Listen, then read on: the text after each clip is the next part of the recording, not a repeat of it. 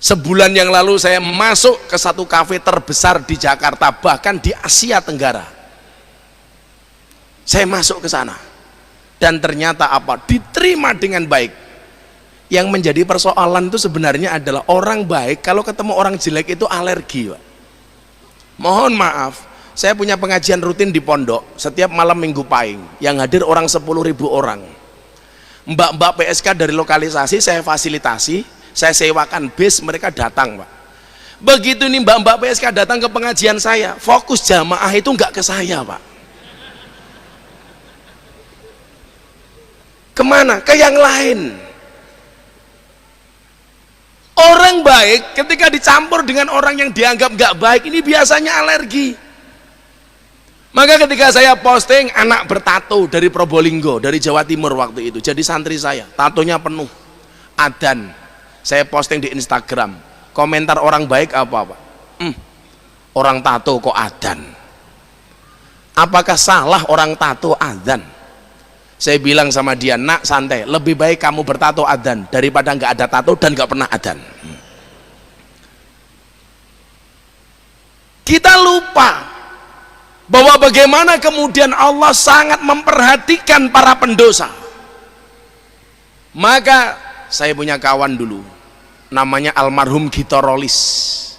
Kalau yang sepuh-sepuh ini pasti masih ingat lah dengan Gitorolis, tapi kalau anak-anak milenial ini nggak tahu. Gitorolis itu dulu semua maksiat pernah dilakukan, molimo semuanya pernah dilakukan, tapi ketika kemudian dia bertaubat, Masya Allah, jadi orang yang luar biasa, Pak. Dan setiap kali ketemu saya, dia minta dibacakan apa? Surat Az-Zumar ayat 24. Qul ya ibadiyalladzina asrafu ala anfusihim la taqnatu mir rahmatillah. Innallaha yaghfiru dzunuba jami'a innahu huwal ghafurur rahim. Saya tanya dia, Om, Anda punya cita-cita apa? Saya pengen mati hari Jumat pas kajian, Gus. Dan ternyata Allah kabulkan. Waktu itu saya tanya, kenapa kamu pengen mati hari Jumat? Karena kalau saya mati hari Jumat, jenazah saya yang menyolatkan banyak. Dan ternyata dikabulkan oleh Allah. Makanya benar yang dikatakan Rasulullah, an-nasu yamutuna ala ma'asu. Seseorang itu akan dimatikan oleh Allah sebagaimana kebiasaan dia hidup. Makanya seminggu yang lalu saya sakit, dokter bilang, Gus istirahat, opname 3 hari di rumah sakit. Saya tetap berangkat ngaji, Prof. Ini batuk saya, pulang saya dari Aljazair sampai hari ini nggak berhenti. Siapa tahu kan saya lagi ngaji di Al-Akbar Al-Israel datang, itu kan diumumkan di masjid, innalillahi wa inna ilaihi roji'un, telah meninggal dunia dengan tenang saudara Muadzin, umpamanya, kan kita nggak tahu mana tadi orangnya.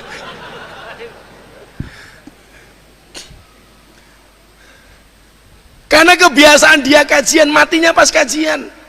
Ya nggak usah jauh-jauh yang terlalu lama lah.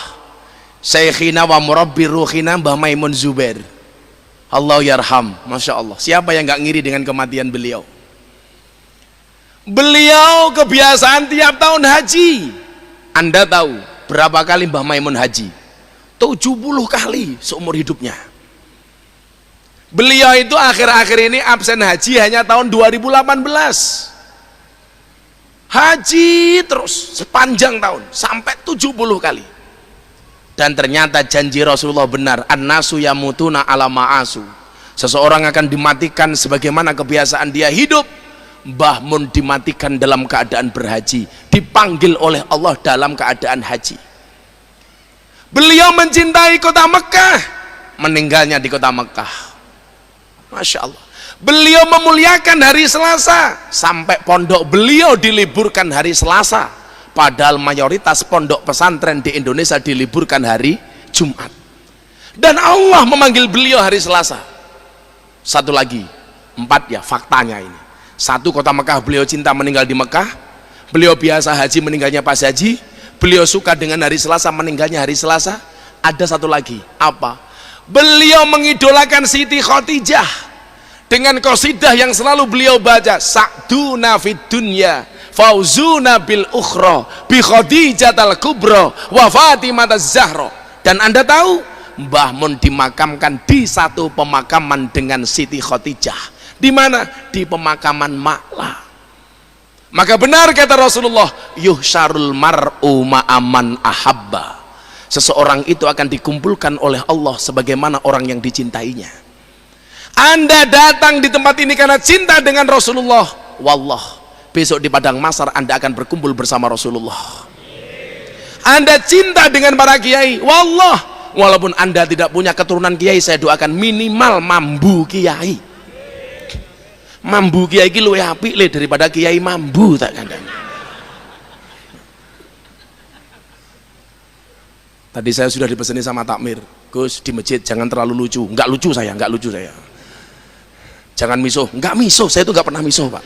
Saya kan orangnya halus, Pak. Kalau kita mengidolakan siapapun, itu yang dijanjikan oleh Rasulullah. Makanya lanjutan hadis tadi apa? An-nasu yamutuna ala ma'asu wa yub'asuna ala ma matu. Dan akan dibangkitkan sebagaimana dia mati. Makanya ini menjadi penyemangat bagi kita. Kadang-kadang kan kita aneh, diajak ngaji jawabannya nggak asik. Ayo mas ngaji, wes tahu gitu. Kalau Anda diajak ngaji jawabannya wes tahu, hati-hati. Besok Anda susah doa di Masjid Al-Akbar, ya Allah saya minta bahagia, malaikatnya turun bengok, wes tahu.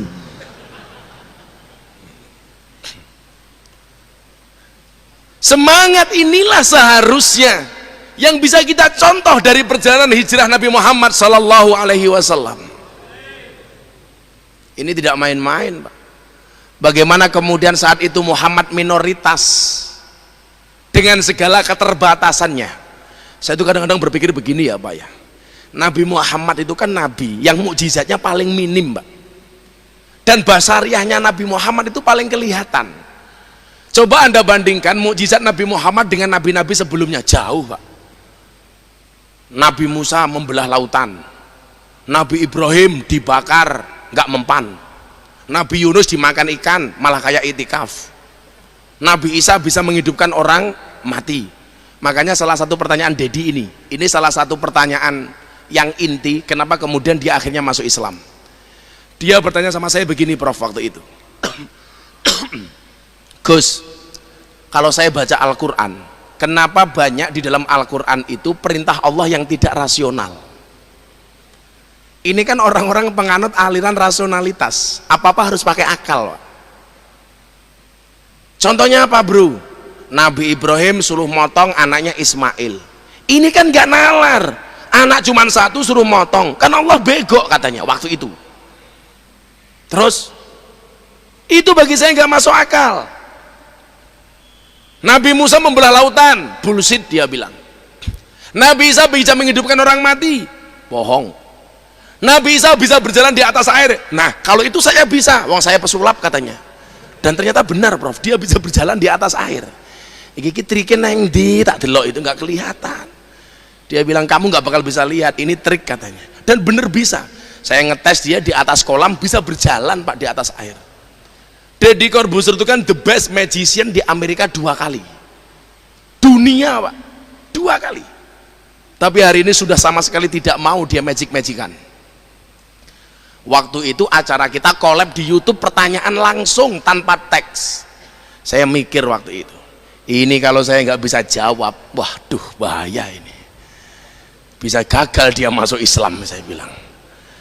Mikir saya, akhirnya saya jawab, Mas, kenapa banyak perintah agama yang tidak masuk logika? Kayak dia bilang Isra Mi'raj, Mekah Madinah saja naik bis 32 jam, zahaban wa iyaban 64 jam, kok ini bisa sampai Sidratul Muntaha? This is unbelievable kata dia, mustahil dia bilang. Waktu itu saya jawab, Mas, kenapa tidak semua ajaran agama itu bisa diterima oleh akal? Jawabannya sederhana, karena kalau semua perintah agama bisa dirasionalisasikan, bisa diterima oleh akal, berarti nggak ada bedanya agama dengan ilmu pengetahuan. Kaget dia. Oh iya ya, kalau semuanya masuk akal, nggak butuh orang agama, cukup kuliah sama profesor selesai, semuanya bisa diilmiahkan. Justru inilah kemudian antiknya agama, tidak semuanya bisa diterima oleh akal. Langsung dia mengatakan, this is so amazing for me. Utakmu ranyandak ini, ranyandak ini. Insyaallah. Ini perjalanan yang luar biasa ini. 8 bulan tuh kalau dia sudah malam jam 2 galau soal agama, telepon. Ini gimana, ini gimana, ini gimana. Dan ternyata itu menjadi jalan hidayah bagi dia, Prof. Masya Allah. Maka kemudian saya terangkan firman Allah yang diterima oleh baginda Rasulullah Muhammad SAW. Apa ayat pertama yang diterima Rasulullah? Iqra bismi rabbik. Iqra itu dimensi akal, bismi rabbik itu dimensi hati. Iqra itu intelektualitas, bismi rabbik itu spiritualitas. Lah orang Islam yang selamat itu siapa? Yang bisa menyelaraskan antara spiritualitas dengan intelektualitas. Maka kalau saya bilang sama teman-teman saya Muhammadiyah, saya bilang begini, apa bedanya orang NU dan Muhammadiyah? Bedanya satu, Prof. Kalau orang NU itu biasanya gede hati nih, yang wong Muhammadiyah biasanya gede kok ndase kepiye to akale kok ndase iki lho. Malah ngendas-ngendaske Muhammadiyah iki lho. Makanya coba Anda lihat, kalau bikin perguruan tinggi, bikin rumah sakit, bikin sekolah, kawan-kawan Muhammadiyah itu luar biasa. Di mana-mana ada Universitas Muhammadiyah. Tapi kalau bikin pesantren, bikin mujahadah, bikin istiqosan, menghadirkan ribuan orang NU jago. Makanya sekarang programnya dibalik-balik. Muhammadiyah lagi giat membangun pesantren, di mana-mana MBS Muhammadiyah boarding school. Sementara programnya Pak Kiai Said apa? Di mana-mana membuat perguruan tinggi. Makanya sebenarnya kalau NU dan Muhammadiyah ini sudah seperti ini, sudah nggak ada permasalahan lagi Pak di Indonesia. Yang bermasalah siapa? Yang nggak suka NU, yang nggak suka Muhammadiyah. Kalau NU dan Muhammadiyah kan dari dulu bedanya tipis, Pak. Kalau NU sukanya panjang, Muhammadiyah pendek, kan gitu saja. NU panjang, sholat taraweh 20 rakaat, Muhammadiyah sholat taraweh pendek 8. Kalau di Surabaya yang paling marah aliran ketiga, bukan 8, bukan 20, tapi aliran yang tidak taraweh, Prof. Itu banyak banget itu.